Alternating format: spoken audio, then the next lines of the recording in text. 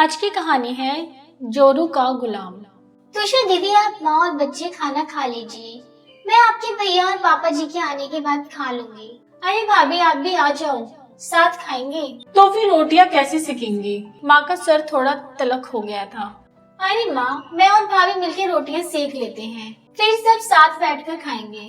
मुझसे ठंडी रोटी नहीं खाई जाएगी और फिर ज्यादा बन गई तो बची रहेंगी। ऐसा कर राजीता, हमें तो तू गर्म रोटियां ही खिला। माँ ने तुषा का हाथ पकड़कर पास बिठाते हुए कहा। राजीता रसोई में जाके गर्म रोटियां सेकने लगी। तुषा हर बार यह नोटिस करती कि राजीता भाभी अकेले ही सारा काम करती। माँ उंगली भी ना छुआती थी किसी काम को। रात को जब माँ और तुषा सोने लगे तो माँ बतियाने लगी। तुषा, तू बहू की आदत मत खराब कर। वैसे ही मयंक इसके आगे पीछे घूमता रहता है। अब देख, सुबह उठकर अपनी और बहू की चाय बना के कमरे में ले जाएगा, फल सब्जी ले आएगा, रात को भी रसोई समेटने में इसकी मदद करता है और दिन में 2-3 बार फोन तो करता ही है। पूरे जोरू का गुलाम बन गया है तेरा भाई। माँ की इन बातों को सुनकर तुषा का मन खट्टा हो गया। जानती थी कि समझाने से माँ तो मानेंगी नहीं। इन्होंने आज तक किसी की कोई बात समझी ही कहाँ है, हमेशा अपनी ही चलाई है। तब उसने अपने बच्चों को कुछ समझाया। अब जितने दिन तुषा मायके में रही, उसके बच्चे बार बार कहते कि हम नानी के यहाँ आए हैं, अब नानी हमारे घर चलेंगी। माँ कहते, अरे नहीं, मैं क्या बेटी के घर जाती अच्छी लगूंगी। पर एक बात तो बार बार कहा जाए तो वह कहीं न कहीं दिमाग में घर करने लग जाती है। बच्चों के साथ पापा जी और मयंक कहने लगे कि कुछ दिन के लिए चली जाओ, तुम्हारा दिल बहल जाएगा।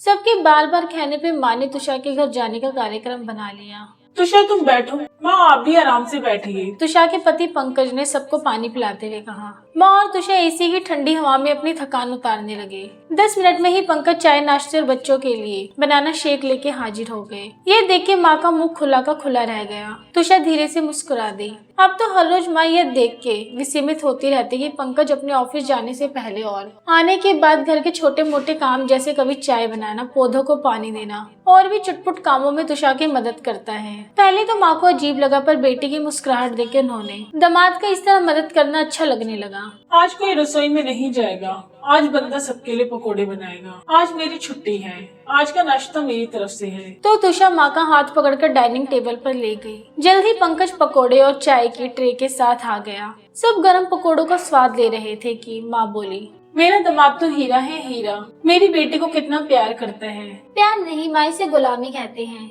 आपका दामाद तो जोरू का गुलाम है। तुषा ने जोर से कहा। तू पागल है क्या? भला अपने पति को ऐसा कहते हैं और उनका प्यार तुझे गुलामी लग रहा है। माँ ने लगभग तुषा को डांटते हुए कहा। बस यही मैं आपको समझाना चाहती थी कि अगर पति पत्नी की थोड़ी मदद कर दे तो उसे सहयोग और प्यार कहते हैं, ना कि गुलामी। जब आप जोरू का गुलाम वाला टाइटल भैया के लिए इस्तेमाल करती हैं, तो भैया और भाभी का मन कितना आहत होता होगा।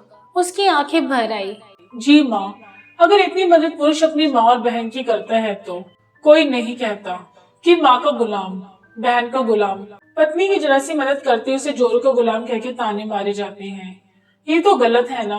पंकज ने माँ से मुखातिब होकर कहा। मेरे बच्चों, पर हमेशा से यही होता आया है।